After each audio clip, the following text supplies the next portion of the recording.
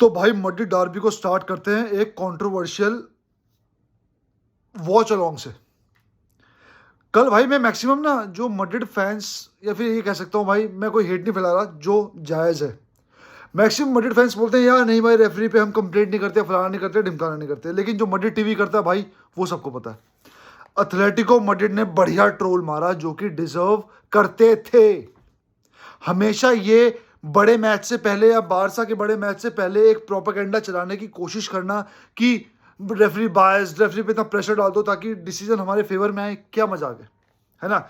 अब मैं कल के एक वॉच अलोंग की बात करता हूं जो कि भाई मेरा फेवरेट, आप राइवल कह लो कुछ भी कह लो भाई, जेआर। मैं कल उसकी स्ट्रीम देख रहा था जब एथलेटिको मड्रिड को पेनल्टी मिली, वो बंदा बौखला गया यार, वो बंदा बौखला गया। जब रियाल मड्रिड को नाजायज पेनल्टी मिलती तब वो कहता कि हाँ मिल गई, लेकिन कल भाई जी हमारे ज्ञान पेल रहे थे। लोग बोलेंगे हाँ उसके बारे में बात कर रहा है, भाई मैं करूंगा। सुकून मिला मुझे सुकून मिला भाई ये रिएक्शन देख के जो बारसा फैंस फेस करते हैं, जो बाकी की लालीगा टीम्स फेस करती हैं। एक अननेचुरल कभी कभी ऐसा फेवर हो जाना जो कि फुटबॉलिंग बुक्स में है ही नहीं। और भाई उस बंदे का कहना यह था कि अरे यार पेनल्टी, सबसे पहली बात जायज पेनल्टी थी। क्यों नहीं थी पेनल्टी भाई? वो बॉल सामने से जा रही है, ऐसा कोई ये नहीं कि बॉल 6 फुट दूर है और बाद में टैकल पड़ा। भाई आपको याद होगा फेरन टोरेस के खोपड़े के ना कम से कम 2 गोल पोस्ट लगा दो ना, उसके आधे में बॉल ऊपर गई थी और उसको ऑफसाइड दिया गया था, जबकि फेरन टोरेस ऑफसाइड पोजीशन में था। पिछले सीजन की बात है आई थिंक, और वहां पे वो ऑफसाइड, कोई गेम उसने इंटरप्ट नहीं किया, बॉल बहुत दूर थी लेकिन उसको ऑफसाइड दिया गया। तो कल वाली पेनल्टी जो बॉल थोड़ी सी पास हुई थी, क्यों ना हो, कांटेक्ट था, कांटेक्ट। कह रहा मिनिमल कांटेक्ट है, बड़े मैचेस में इन कांटेक्ट्स को इग्नोर किया जाना चाहिए, मान लिया। लेकिन थोड़ी देर बाद जब बेलिंगम डबल, एक तरह से ना, एक होता डबल फुट चैलेंज, एक होता 1.5 फुट का चैलेंज, एग्रेसिव टैकल था, येलो कार्ड नहीं मिला, उस पर कुछ कहना नहीं है आपका जेआर साहब? और भाई मुझे नहीं पता ये पॉइंट इस वीडियो में कितना टाइम लेगा, लेकिन जब तक दिल के सुकून नहीं मिलता भाई, जब तक दिल की रेत पे ठंडक नहीं मिलती, बोलता रहूंगा इस पर। आई होप आपको पसंद आए, और मुझे ऐसा लगता है आपको पसंद आएगा भी, और जो जायज मड्रिड फैंस है उनको भी सही लगेगी ये बात। भाई कह रहा था कि ना यार ये ना छोटे मोटे फाउल्स को इग्नोर किया जाना चाहिए, बड़े मैचेस हैं। भाई फाउल्स को इग्नोर कर सकते हैं, पेनल्टीज को इग्नोर नहीं कर सकते। अगर तू अपने आप को कोच कहता है, सो कॉल्ड कोच, जो कि फुटबॉल कम्युनिटी ने, इंडियन कम्युनिटी ने इसको सर पे चढ़ा रखा है ना भाई, सो कॉल्ड कोच है, कोच है, कोच है, इसको समझ है, घंटे की समझ है। टेक्निकल वर्ड मैं भी मार दूंगा, लेकिन कम्युनिकेशन का है। मेरी ऑडियंस फुद्दू नहीं है, वो मुझसे ज़्यादा फुटबॉल जानती है। 1000 बार बोल चुका हूँ और बोलूंगा आज एक बार, आप लोग मुझसे ज़्यादा फुटबॉल जानते हो, लेकिन एक जायज़ फुटबॉल भी होता है ना भाई। मानता हूँ बड़े मैचेस में हर छोटे फैसले नहीं दिए जाते, हर छोटे फाउल नहीं दिए जाते, क्योंकि गेम इंटरप्ट होता है, हाइप कम होती है। लेकिन भाई जो पेनल्टी, उसको पेनल्टी देंगे ना भाई, उसको पेनल्टी क्यों नहीं देंगे? और जब तूने बोला उस चीज को लेके कि यार ये ना सॉफ्ट फाउल था, इसको नहीं देना चाहिए था, उसके बाद जो भाई एम्बाप्पे नौटंकिया मार रहा था, सर पकड़ पकड़ के गिर रहा है वो वहां पे, है ना, उस पर तो बाबूजी पता क्या बोलते हैं? Well done referee. कानों से सुना है, आंखों से देखा बोलते हुए, वेल डन रेफरी। मतलब वहां पेनल्टी दे दी तो रेफरी गंदा है, लेकिन तुम्हें एक नकली फाउल दे दिया तो पेनल्टी, ओ सॉरी, बहुत बढ़िया रेफरिंग। भैया ये दोगला स्टैंडर्ड तुम जैसे लोगों में ही हो सकता है। किसकी बात करूं? जेआर और इसकी ऐसी मेंटालिटी वाले लोग।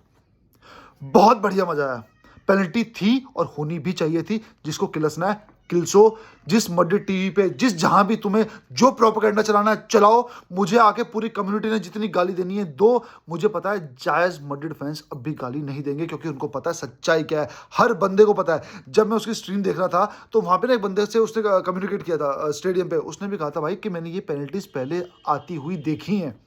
उसको भी वहां पे कर रहा है, यार पक्का पक्का तूने देखी है ना, पक्का पेनल्टीज होती है ना, तो उसने बोल दिया हाँ भाई पेनल्टीज होती हैं, मैंने देखा है और मैं बायस्ड नहीं लिखता।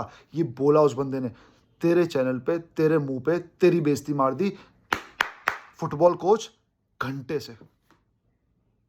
अगर ये फुटबॉल कोचिंग है ना भाई, तो हम अनपढ़ ठीक है। हेट फैला रहा है, सच्चाई अगर हेट है तो जो कोई जो समझना चाहता है समझे। पहला पॉइंट, अब आते हैं डार्बी पे।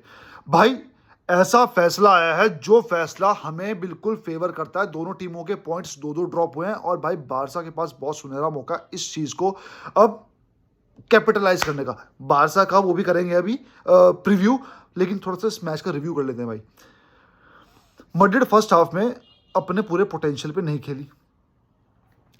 रीजन है कि इस सीजन में पेड्री को बहुत बेटर नहीं, बहुत बेटर बोल रहा हूं बेलिंगम से सिर्फ जाके शूट वूट मारना फुटबॉल का एक गेम नहीं होता। हाँ गोल पार्ट करते हैं, बेलिंगम अच्छा प्लेयर है, लेकिन राइट नाउ पेड्री इस टाइम दोनों में फार बिहाइंड वे ऊपर है भाई, वे ऊपर लेवल में, गेम प्ले में, इम्पैक्टनेस में। और सबसे बड़ी बात, पेड्री पे जब गेम नहीं खेला जाता, जो कि बहुत रेयर होता है, तो वो डाइव मारनी शुरू नहीं करता भाई बेलिंगम। ये हमेशा से बोलता आ रहा हूँ मैं पिछले सीजन से कि ये बंदा डाइवर है भाई, डाइविंगम बोलता हूँ मैं इसको, है ना। और डाइव नकली डाइवे मार रहा है भाई, नकली डाइवे मार रहा है, मतलब बॉल टच नहीं हुई मर गए। ये ना ये तमाशा भाई, ठीक है फुटबॉल में काम करता हुआ, लेकिन भाई हम इसको पॉइंट आउट करेंगे। इसलिए पेड्री मेरे को इससे ऊपर लगता है, क्योंकि पेड्री नौटंकियां नहीं ठोकता भाई, पेड्री नौटंकियां नहीं ठोकता। बेलिंगम हाँ सेकंड हाफ में मैड्रिड आई फॉर्म में भाई, फटनी चालू हो गई थी, कभी पोस्ट पे लग के आ रही है, गोल एम्बापे का गोल था बढ़िया था, वो रिबाउंड आ गया, वरना भाई वो गोल भी शायद ना आता। पर वही ना, शायद पे हम चलाते नहीं है। एथलेटिको मैड्रिड ने पेनल्टी से मारा, इसके अलावा भाई चांसेस थे, कन्वर्ट करने चाहिए थे। ग्रिजमैन बहुत बेहतरीन खेला। एथलेटिको का जो वन टच फुटबॉल था ना, जो बिल्कुल बंदा जा रहा है वन टच लेके फिर रन कंटिन्यू कर रहा है, वो बहुत बेहतरीन था। अल्वारेज मेरे को अच्छा लगा भाई, और मतलब एथलेटिको का लगभग हर प्लेयर मेरे को अच्छा लगा, स्पेशली वो गेम प्ले जो कि वो फटाफट वन टच पासिस से मैड्रिड की मिड को चीरते हुए फाइनल थर्ड में पहुंच रहे थे। तो एथलेटिको मैड्रिड की स्ट्रेटेजी ठीक थी, लेकिन वो उतने ज्यादा क्लिनिकल नहीं थे जो कि उनको होना चाहिए था। लॉन्ग शूट्स बहुत कम आ रहे थे। हाँ सेकंड हाफ में मैड्रिड ने पेल दिया भाई, कभी लॉन्ग शूट कभी ड्रिबलिंग, जैसे तैसे एथलेटिको मैड्रिड की बख्शीश हुई है, बख्शीश। ये मैच एथलेटिको हारना डिजर्व करती थी, जिस हिसाब से मैड्रिड ने पूरे मैच में, फर्स्ट हाफ की बात नहीं कर रहा, पूरे मैच में चांसेस क्रिएट किए हैं। विनीशियस फर्स्ट हाफ में ठंडा था, लेकिन सेकंड हाफ में पेल दिया। रॉड्रिगो एज ऑलवेज भाई बहुत बेहतरीन लगता है मुझे। देखो नाम की हाइप अगर मैं हटा दूं तो बेटर देन मेरे को भाई विनीशियस और एम्बापे लगता है। रॉड्रिगो फिनिशिंग में क्लिनिकल, और भाई कोई बकचोदी नहीं, कोई कुछ नहीं, बंदा सिर्फ फुटबॉल पे ध्यान देता है। फेडे वेलवर्डे बेहतरीन शूट्स बहुत तगड़े थे, बस अंदर नहीं गया, वरना भाई जो फ्री किक उसने ली थी ना, मेरे को डर था भाई किसी एथलेटिको मैड्रिड के प्लेयर की मुंडी ना निकल जाए, जो कि रुक गई थी, डिफ्लेक्ट हो गई थी, ये जो भी आप कहना चाहते हो। तो भाई ओवरऑल बहुत बढ़िया गेम, तगड़ी डार्बी, मजा आया देखने में। एक ना दुश्मनी दिख रही थी भाई, और ओवरऑल बहुत मजा आया। ओवरऑल बहुत एंटरटेनिंग था मैच में। पहली बार मेरे को नींद नहीं आई भाई। लेकिन अब इससे लिंक करते हैं बार्सिलोना का मैच। भाई बारसा को देखो यार, बहुत जायज मौका है, हालांकि हम मिलना डिजर्व नहीं करते, लेकिन हमें भाई मिल गया, ऊपर वाले ने दे दिया, देवता अब्बा ने दे दिया, सबने दे दिया भाई। मतलब क्या ही बोलूं, मैं हमेशा बोलता हूं भाई ऊपर वाले देवता अब्बा की कृपा होनी चाहिए, और वो हो गई। भगवान देवता बाबा प्लीज इस चीज को हमारा कैपिटलाइज करवा दो, क्योंकि बारसा ने जो लीड्स पे हगा है, पिछली बार भी 1-0 विक्ट्री आ गई थी मैड्रिड की लॉस के बाद अगेंस्ट स्पेनियल, वरना वो भी आने में भारी हो रही थी। तो भाई बारसा प्लीज जाओ, सेविया का होम है, टफ मैच हो सकता है क्योंकि भाई होम है उनका, और सेविया हमेशा भाई नाटक नौटंकी करती है अपने होम पे हमारे खिलाफ, और एक डार्बी टाइप माहौल ही होता है। तो भाई जीत के आओ, गैप कम करो, जीवनी मिली है, संजीवनी मिली है भाई, आप इसको यूटिलाइज करो। सब कुछ गया तेल लेने, सब भूल जाओ, कितने गोल्स आए हैं, कितने नहीं आए हैं, कितने पॉइंट्स ड्रॉप किए हैं, हमने बॉटल किया, सब भूल जाओ। दोबारा मौका मिला है, इसको यूटिलाइज करो और ट्रेबल के लिए जाओ। मैं एक ओवर हाइप, ओवर एक्टिंग या घमंड में नहीं बोल रहा हूँ, लेकिन ट्रेबल के लिए जाओ। कप में कोपा डेल रे, यूसीएल, इसमें आप अच्छा कर रहे हो, इसका मतलब ये नहीं कि आप जीत जाओगे, लेकिन अच्छा कर रहे हो, उसको कंटिन्यू करो। और जहां तुम्हारा चांस नहीं था ला लीगा में, वहां भी चांस बन रहा है। फॉर्मेशन डिस्कस नहीं करूंगा बिल्कुल भी भाई, लेकिन प्लेयर क्वालिटी पे ये गेम जज हो सकता है ना। यमाल क्लिनिकल रहने की मुझे पूरी उम्मीद है भाई, वो एज ऑलवेज बस इंजर्ड ना हो, बंदा बहुत बेहतरीन ड्रिबलिंग करेगा, ठीक है। Pedri, Gavi, I think Gavi आ गया, डैनी ओल्मो आ गया, तो भाई एक परफेक्ट टीम आप उतार सकते हो, ठीक है। पोजेशन बेस्ड प्ले पे ही इसको ठोको, और मुझे फीलिंग आ रही है भाई 30-40 मिनट के अंदर ये गेम डिसाइड कर दो। एक्टिंग में नहीं बोल रहा हूँ, जो चीज़ें हो रही हैं। हाँ 1-0 विक्ट्री भी आती है, मैं खुश हूँ, क्योंकि टफ गेम है। मैं नहीं बोलता मुझे 5 की विक्ट्री दो, मिलती है तो बहुत बेहतरीन बात है, लेकिन मैं लालची नहीं हो रहा हूँ भाई।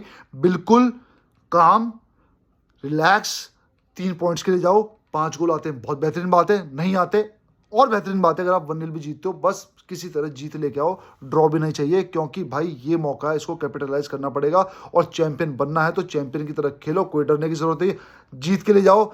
रिजल्ट कुछ भी हो, बाहर में गया, गेम प्ले तगड़ा चाहिए, पॉजिटिव एटीट्यूड, लॉन्ग शूट्स जो कि बहुत ज़रूरी हैं भाई, होप्स हो तगड़ा खेलें, अच्छे गोल्स आएँ और होप्स हो भाई ला लीगा में वापस आएँ और जीतें। तब तक के लिए विस्काल बारसा।